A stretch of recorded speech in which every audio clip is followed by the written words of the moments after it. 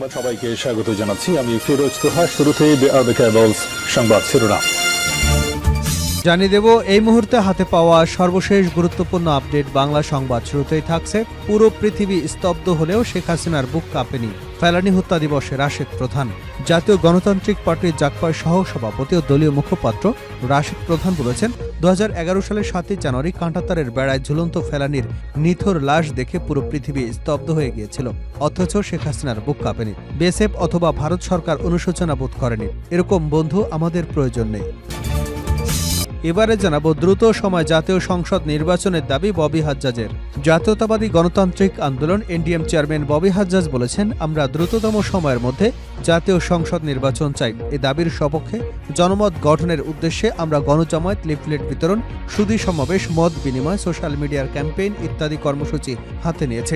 অচিরেই আপনাদের আমাদের সুনির্দিষ্ট কর্মসূচি, স্থান এবং তারিখ জানিয়ে দেওয়া হবে ইনশাআল্লাহ। জানাবো, ভারতে আটকে পড়া 220 বাংলাদেশি ঢাকায় পৌঁছেছেন।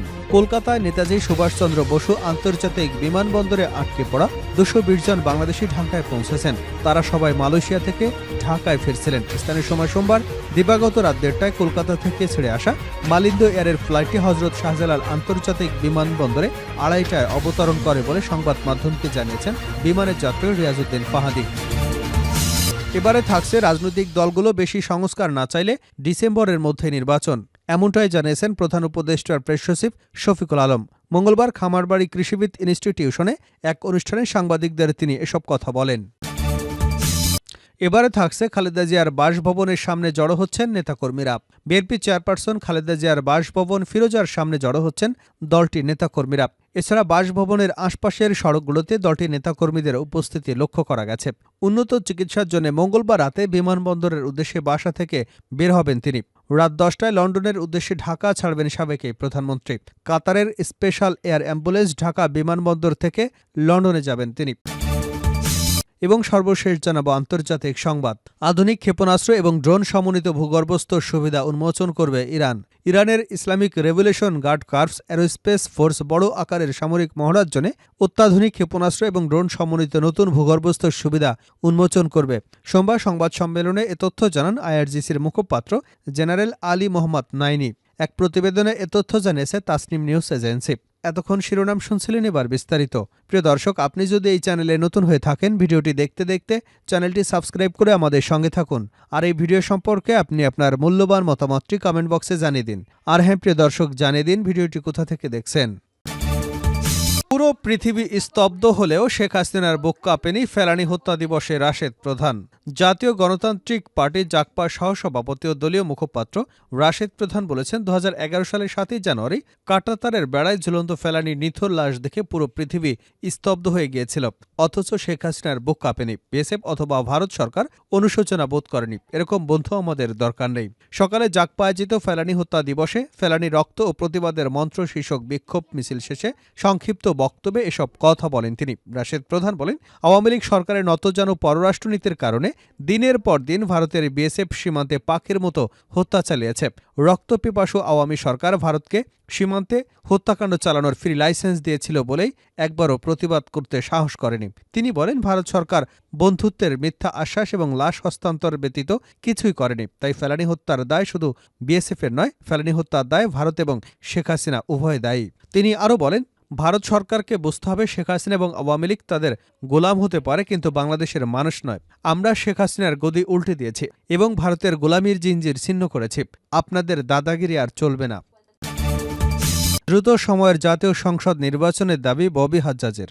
জাতীয়তাবাদী গণতান্ত্রিক আন্দোলন এনডিএম চেয়ারম্যান ববি হাজ্জাজ বলেছেন, আমরা দ্রুততম সময়ের মধ্যে জাতীয় সংসদ নির্বাচন চাই। এই দাবির সপক্ষে জনমত গঠনের উদ্দেশ্যে আমরা গণজামায়াত, লিফলেট বিতরণ, সুধী সমাবেশ, মত বিনিময়, সোশ্যাল মিডিয়ায় ক্যাম্পেইন ইত্যাদি কর্মসূচি হাতে নিয়েছে।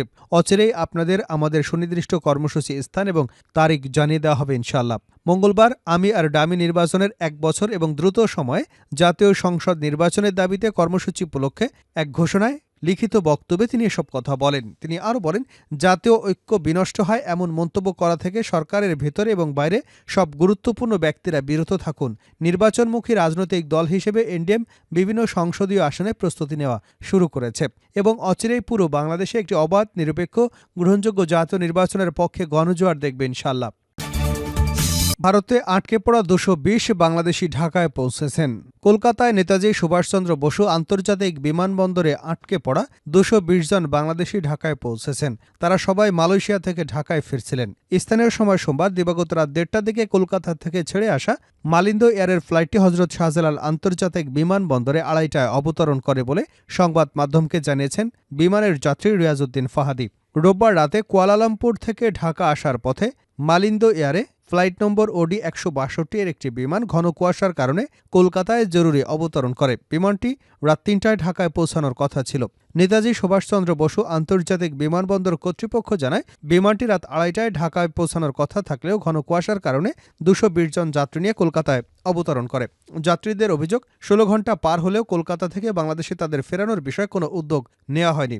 সকাল গড়িয়ে দুপুর হয়ে গেলেও তাদের পানি পর্যন্ত দেওয়া হয়নি। ফাহাদি জানান, বিমান সংস্থার সঙ্গে একাধিকবার যোগাযোগের চেষ্টা করা হলেও তাদের ভারতীয় আঞ্চলিক অফিস কিংবা কুয়ালালামপুরের সদর দপ্তরে তারা যোগাযোগ স্থাপন করতে পারেননি। পরে বিভিন্ন পত্রপত্রিকায় যাত্রীদের দুর্ভোগের খবর প্রকাশ হবার পর বিমান কর্তৃপক্ষ যাত্রীদের ঢাকায় ফেরানোর দ্রুত পদক্ষেপ গ্রহণ করেন। রাজনৈতিক দলগুলো বেশি সংস্কার না চাইলে ডিসেম্বরের মধ্যেই নির্বাচন, প্রেস সচিব। রাজনৈতিক দলগুলো বেশি সংস্কার না চাইলে চলতি বছরের ডিসেম্বরের মধ্যে নির্বাচন অনুষ্ঠিত হবে বলে জানিয়েছেন প্রধান উপদেষ্টার প্রেস সচিব শফিকুল আলম। মঙ্গলবার খামারবাড়ি কৃষিবিদ ইনস্টিটিউশনে এক অনুষ্ঠানে সাংবাদিকদের তিনি এসব কথা বলেন। প্রেস সচিব বলেন, অন্তর্বর্তী সরকার একটি রোডম্যাপ দিয়েছে। সেই রোডম্যাপের মাধ্যমে দেশের মানুষের মধ্যে একটি জন আকাঙ্ক্ষা তৈরি করতে পেরেছি। আমরা 2টি সময় বেঁধে দিয়েছি। রাজনৈতিক দলগুলো বেশি সংস্কার না চায় তাহলে চলতি বছরের ডিসেম্বরের মধ্যে নির্বাচন করব। সংস্কার বেশি চাইলে আরও 6 মাস সময় দিতে হবে। তিনি বলেন, অন্তর্বর্তী সরকার একটি রোডম্যাপ দিয়েছে। এই রোডম্যাপের মাধ্যমে দেশের মানুষের মধ্যে একটি জন আকাঙ্ক্ষা তৈরি করতে পেরেছি। আমরা 2টি সময় বেঁধে দিয়েছি।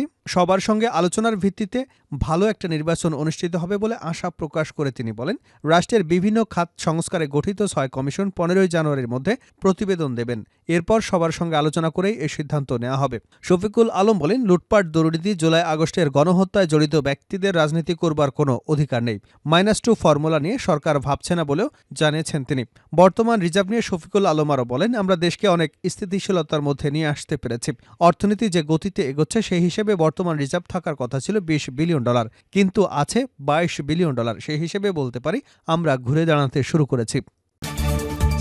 শেষ করছে আন্তর্জাতিক সংবাদ দিয়ে। আধুনিক ক্ষেপণাস্ত্র এবং ড্রোন সমন্বিত ভূগর্ভস্থ সুবিধা উন্মোচন করবে ইরান। ইরানের Islamic revolution guard corps aerospace force বড় আকারের সামরিক মহড়ার জন্য আধুনিক ক্ষেপণাস্ত্র এবং ড্রোন সমন্বিত নতুন ভূগর্ভস্থ সুবিধা উন্মোচন করবে। সোমবার সংবাদ সম্মেলনে এ তথ্য জানান আইআরজিসির মুখপাত্র জেনারেল আলী মোহাম্মদ নাইমি। এক প্রতিবেদনে এ তথ্য জানিয়েছে Tasnim news agency. General Ali Mohammad Naimi চলমান পায়ম্বারি আজম 19 সামরিক মহড়া এবং আগামী দিনে অনুষ্ঠিত হতে যাওয়া আরও কয়েকটি মহড়ার বিষয়ে সাংবাদিকদের বিস্তারিত জানান। তিনি বলেন, মহড়ার সময় IRGC aerospace force missile, drone এবং সিটিস উন্মোচন করবে। একই সময় ইরানের দক্ষিণ একটি ভূগর্ভস্থ শহর এবং ক্ষেপণাস্ত্রবাহী জাহাজ উন্মোচন করবে। এছাড়া আইআরজিসির একটি ইউনিক ড্রোন এবং নতুন ভার্সনও উন্মোচন করা হবে বলেও জানিয়েছেন তিনি। মোহাম্মদ নাইনি বলেন, আইআরজিসি নৌবাহিনী আগামী 18 থেকে 23 জানুয়ারি পারস্য উপসাগরে একটি সামরিক মহড়ার আয়োজন করবে। আর আগামী 11 জানুয়ারি হরমুজ প্রণালীতে স্মার্ট ট্রাফিক নিয়ন্ত্রণের জন্য একটি মহড়ায় প্রায় 300টি যুদ্ধজাহাজে অংশ নেবে। তিনি আরও জানান, আগামী 27 জানুয়ারি মহড়ায় প্রায় 2000 সামরিক ও বেসামরিক জাহাজ অংশগ্রহণ করবে। এছাড়া একটি বৃহত্তর নৌকুচকাওয়াজ অনুষ্ঠিত হবে। শহীদ বহমান বাকেরি এবং রাইস আলী দেলোয়ারির নামে 2টি যুদ্ধজাহাজ আইআরজিসি নৌবাহিনীর বহরে যোগ দেবে। জেনারেল নাইনি আগামী 10 জানুয়ারি রাজধানী তেহরানে 1,10,000 বাসিস বাহিনীকে নিয়ে একটি মহড়ার পরিকল্পনার কথাও জানান। আইআরজিসির এই মুখপাত্র আরও বলেন, ইরান যে কোনো মাত্রার বড় ধরনের কঠিন যুদ্ধের জন্য অনেক আগে থেকে পুরোপুরি প্রস্তুত।